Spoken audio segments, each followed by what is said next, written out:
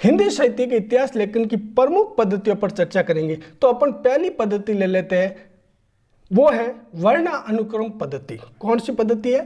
तो पहली पद्धति देख लो, हिंदी साहित्य के इतिहास लेखन की पहली पद्धति देख लेते हैं अपन। पहली प्रमुख पद्धति जिसका हिंदी साहित्य के इतिहास लिखने में लेखकों ने प्रयोग किया है, ठीक है, तो वो है वर्णानुक्रम पद्धति। कौन सी है? ध्यान रखना, वर्णानुक्रम पद्धति। अब आप देख लोगे, नाम से ही मालूम पड़ रहा है, वर्ण के क्रम के अनुसार जिस पद्धति को काम में लेकर हिंदी साहित्य का इतिहास लिखा गया वो वर्णानुक्रम पद्धति। तो इस पद्धति में क्या है? वर्णमाला पद्धति भी कहा जाता है। इसको क्या कहा जाता है? वर्णमाला पद्धति भी कहा जाता है। देखो इसमें क्या है, इसमें लेखकों और कवियों का परिचयात्मक विवरण उनके नामों के वर्ण क्रम के अनुसार किया गया। इस पद्धति में, वर्णानुक्रम पद्धति में वर्णमाला के क्रम को काम में लिया गया, पहली तो ये, ठीक है। इसमें लेखकों व कवियों का परिचयात्मक जो विवरण दिया गया उनके नामों के वर्ण क्रम के अनुसार किया गया, ठीक है। तो एक थोड़ा सा आप लिख दो, इसको वर्णमाला पद्धति भी कहा जाता है। क्या कहा जाता है? वर्णमाला पद्धति, ये याद रखना, वर्णमाला पद्धति। अभी मैं बताऊंगा हिंदी साहित्य का इतिहास लिखने में कौन कौन से लेखकों ने इस पद्धति को काम में लिया, जहां से प्रश्न बनेगा, ठीक है। तो आपको ध्यान रखना, वर्णमाला अनुक्रम पद्धति में परिचयात्मक विवरण लेखकों के, कवियों के, लेखकों ने कवियों के वर्णमाला क्रम को काम में लिया। अब इन्होंने क्या गलती कर दी? वर्णमाला क्रम के अनुसार से कवियों को लिया और हिंदी साहित्य का इतिहास लिखा। तो इन्होंने क्या किया, जो हिंदी साहित्य के दो कवि, जैसे एक कबीर और एक ले लेते हैं अपन केशव, अब इन्होंने वर्णमाला पद्धति के अनुसार हिंदी साहित्य का इतिहास लिखा। तो इन दोनों को क्या किया? इन दोनों का विवेचन एक ही जगह पर कर दिया। जबकि आपको मालूम है कबीरदास भक्तिकालीन निर्गुण काव्य धारा के संत कवि माने जाते हैं, ठीक है, और केशवदास, ठीक है, रीतिकाल के अंतर्गत आते हैं। अब इन दोनों का एक ही वर्णमाला क्रम के अनुसार एक ही क्रम से इनका अध्ययन कर दिया गया, जो कि गलत है। तो ये पद्धति सही नहीं मानी जाती है, ठीक है, ये हो गया। अब यहां से जो प्रश्न बनता है वो है कि भाई इस वर्णानुक्रम पद्धति को मानते हुए कौन से हिंदी साहित्य के लेखकों ने हिंदी साहित्य का वर्णन किया, ठीक है ना। तो वो इंपॉर्टेंट सवाल बन रहा है, तो उसका आप ध्यान रखना। ये होगा कि भाई वर्णानुक्रम पद्धति से कौन से लेखकों ने हिंदी साहित्य का इतिहास लिखा। तो आपको ध्यान रखना है, गारसा दत्ताशी हिंदी का पहला, गारसा दत्ताशी हिंदी का पहला साहित्य इतिहास लिखने वाले गारसा दत्ताशी, इन्होंने वर्णानुक्रम पद्धति को काम में लेते हुए सर्वप्रथम हिंदी साहित्य के इतिहास लेखन की परंपरा शुरू की थी इन्होंने।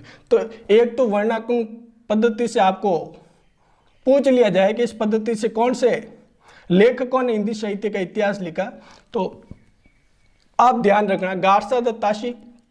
और दूसरा शिव सिंह सेंगर, शिव सिंह सेंगर ने, ये याद रखना इंपॉर्टेंट है, वर्णानुक्रम पद्धति से शिव सिंह, यहां शिव सिंह कर देना, शिव सिंह सेंगर, शिव सिंह सेंगर ने, याद रखना, गारसा दत्ताशी और शिव सिंह सेंगर ने वर्णानुक्रम पद्धति को अपनाते हुए हिंदी साहित्य का इतिहास लिखा था, जो दोषपूर्ण है। क्यों? क्योंकि कबीर और केशव को एक जगह ये समाहित कर लेते तो गलत है। अब यहां से जो अगला प्रश्न बनेगा वो थोड़ा सा देख लो, वो बनेगा कि भाई ऐसे इतिहास ग्रंथ को क्या कहा जा सकता है। वो इतिहास ग्रंथ तो नहीं कहा जा सकता, तो इनको साहित्यकार कोश कहा जाने लगा। क्या कहा जाने लगा? साहित्यकार कोश। बस इनके जो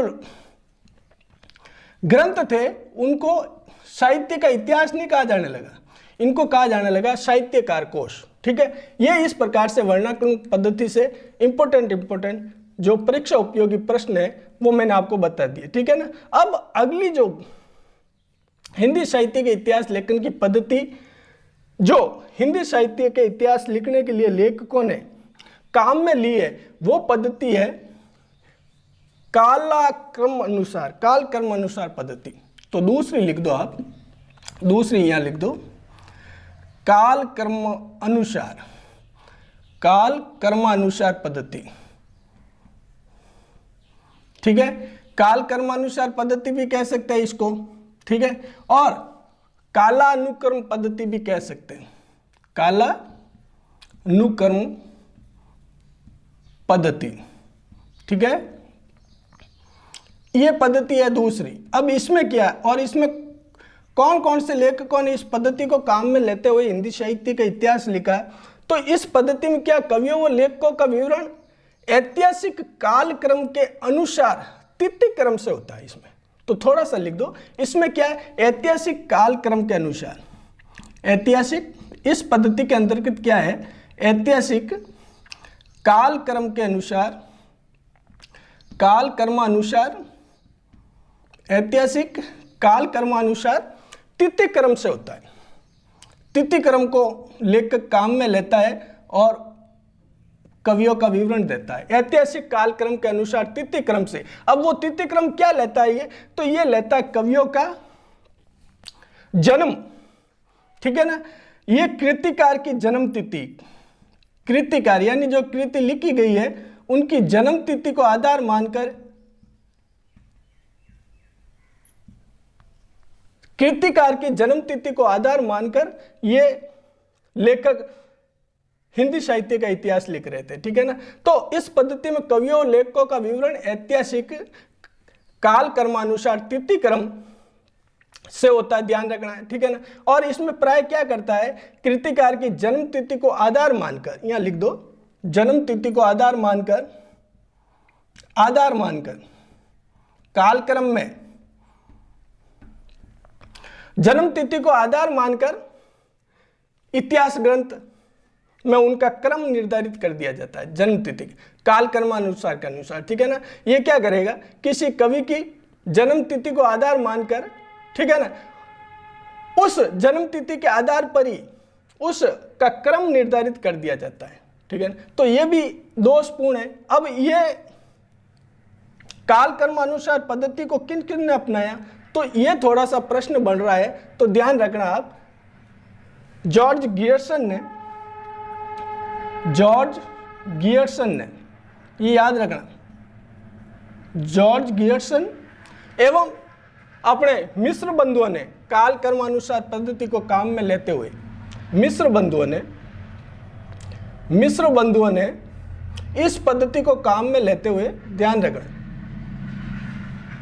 इस पद्धति काल कर्मानुसार पद्धति को काम में लेते हुए किसी कवि की जन्म तिथि को आधार मानकर उनका क्रम निर्धारित करते हुए कौन से लेखकों ने हिंदी साहित्य का इतिहास लिखा? तो आप याद रखना, एक तो जॉर्ज गियर्सन और एक मिस्र बंधु, ये इन्होंने इसके आधार पर हिंदी साहित्य का इतिहास लिखा। ठीक है, अब तीसरी कौन सी है? तो वो ज़्यादा इंपॉर्टेंट नहीं है, लेकिन अपन प्रमुख पद्धतियों के बारे में विस्तृत रूप से जान लेते हैं कि हिंदी साहित्य के इतिहास लेखन की प्रमुख पद्धतियाँ कौन सी थी जो जिससे हिंदी साहित्य का इतिहास लिखा गया। ठीक है, तो तीसरी है वैज्ञानिक पद्धति। तीसरी कौन सी है? वैज्ञानिक पद्धति। ये भी ज़्यादा उपयोगी नहीं है। वैज्ञानिक पद्धति ये भी हिंदी साहित्य के इतिहास लिखने में ज़्यादा उपयोगी पद्धति नहीं है। क्यों? क्योंकि इसके अंतर्गत क्या है? इसके अंतर्गत क्या है?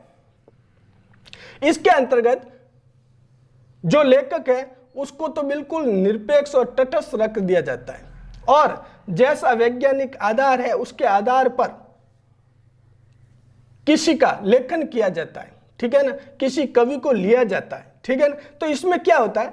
इसमें इतिहास लेखक होते हैं, उनको पूर्णतः निरपेक्ष व तटस्थ रखकर तथ्य का संकलन किया जाता है। तो इसमें सिर्फ तथ्य का संकलन आ जाएगा, तथ्य का संकलन होगा इसमें।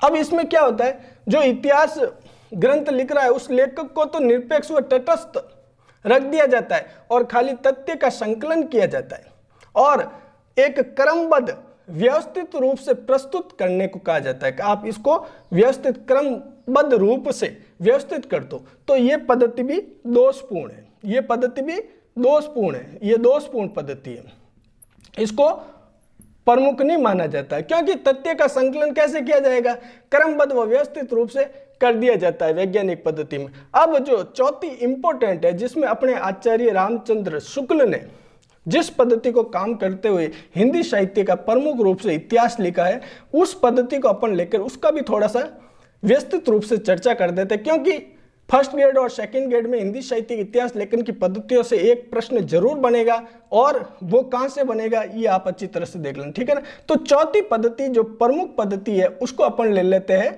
विधेयवादी पद्धति। विधेयवादी पद्धति, विधेयवादी पद्धति क्या है? सबसे पहले ये सर्वाधिक उपयोगी पद्धति, हिंदी साहित्य का इतिहास लिखने में भी उपयोगी हुई और वैसे भी किसी का साहित्य इतिहास लिखने के लिए उपयोगी है, तो ये सर्वाधिक उपयोगी पद्धति, ये याद रखना, विधेयवादी। अब अगला जो सवाल बनता है कि भाई ये विधेयवादी पद्धति है, इसको देने वाले कौन है, कौन पाश्चात्य विद्वान है जिन्होंने विधेयवादी पद्धति का वर्णन किया है और साहित्य इतिहास लिखने में इसको प्रमुख रूप से उपयोगी माना गया है। तो वो ध्यान रखना, विधेयवादी पद्धति को हिंदी साहित्य के अंदर या साहित्य के इतिहास लिखने के अंतर्गत पाश्चात्य विद्वान वैन ने इनको, वैन पाश्चात्य विद्वान, ठीक है ना, इस वैन इनके जन्मदाता माने जाते हैं। विधेयवादी पद्धति के जन्मदाता कौन है? वैन, याद रखना है, वैन पाश्चात्य विद्वान है वैन, ये इनके जन्मदाता। तो थोड़ा सा लिख दो यहाँ पर, जन्मदाता कौन है इसके, इसको, ठीक है, तो इसके जन्मदाता वैन माने जाते हैं। अब देखो, वैन ने विधेयवादी पद्धति को 3 शब्दों में बांटा है। कितने शब्दों में बांटा है ये यहाँ पर अपन थोड़ा सा देख लेते हैं। विधेयवादी पद्धति को 3 शब्दों में बांटते हुए उनका विवरण देते हुए इन्होंने कहा है कि ये बहुत उपयोगी, क्यों उपयोगी, इसमें किस किस का वर्णन किया जाता है, ठीक है ना। तो वैन ने 3 शब्दों में बांटा विधेयवादी, ठीक है। अब 3 शब्द कौन कौन से है तो आप ध्यान रखना, 3 शब्द कौन कौन से जिसमें बांटा है। तो पहला इन्होंने कहा है जाति, ठीक है ना, और दूसरा बांटा इन्होंने वातावरण, ये इंपॉर्टेंट है, अच्छी तरह से देखना, यहां से प्रश्न बनेगा, जाति, वातावरण, और तीसरा है क्षण विशेष।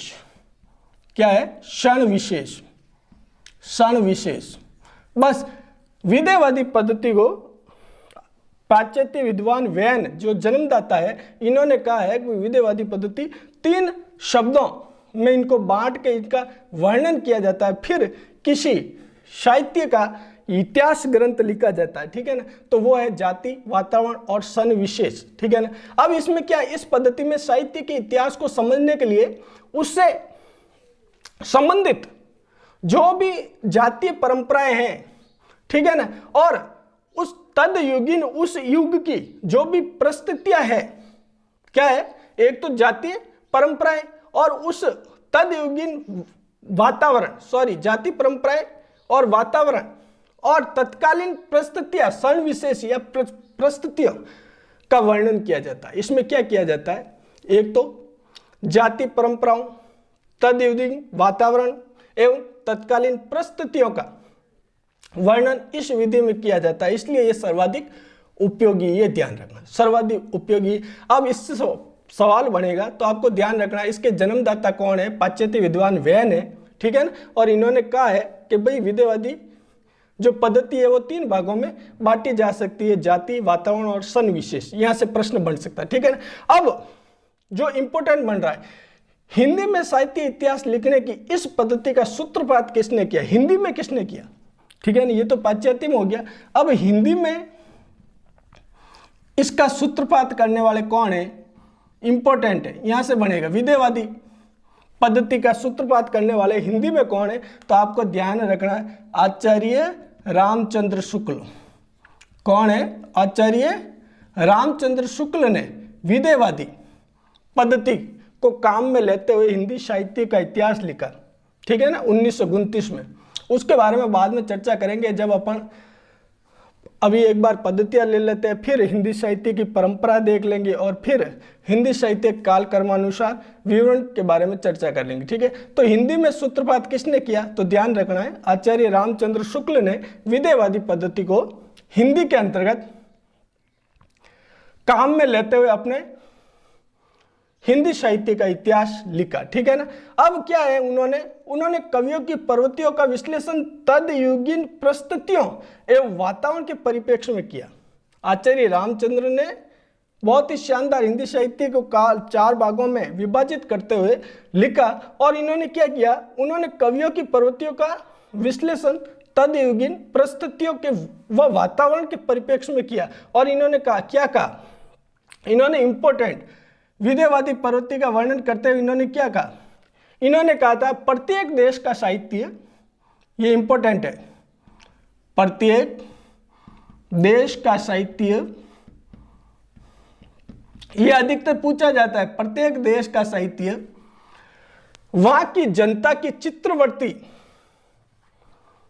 प्रत्येक देश का साहित्य वहां की जनता, याद रखना, वहां की जनता की चित्रवृत्तियों, ये सीधा सीधा पूछा जाता है, चित्रवृत्तियों, अच्छी तरह, प्रत्येक देश का साहित्य वहां की जनता की चित्रवृत्तियों चित्रवृत्तियों का संचित प्रतिबिंब है, का संचित प्रतिबिंब है। बस ये सीधा सीधा पूछ लिया जाता है, ये याद रखना। ठीक है, हिंदी साहित्य के अंतर्गत विधेयवादी पद्धति जो प्रमुख रूप मानी जाती है इस और सर्वाधिक उपयोगी समझा जाता है, तो इसके जन्मदाता वैन है, याद रखना, और हिंदी में सूत्रपात करने वाले आचार्य रामचंद्र शुक्ल है। इस प्रकार से आज अपन हिंदी साहित्य की जो प्रमुख लेखन पद्धतियां उसके बारे में विस्तृत रूप से चर्चा कर दी। अगले वीडियो में अपन हिंदी साहित्य की जो परंपराएं है और हिंदी साहित्य का काल कर्मानुसार विवरण है उसके बारे में चर्चा करेंगे। तो यदि आपको मेरा वीडियो अच्छा लगा हो तो प्लीज़ लाइक, कमेंट और सब्सक्राइब जरूर करें और ज़्यादा से ज़्यादा शेयर करें। धन्यवाद दोस्तों।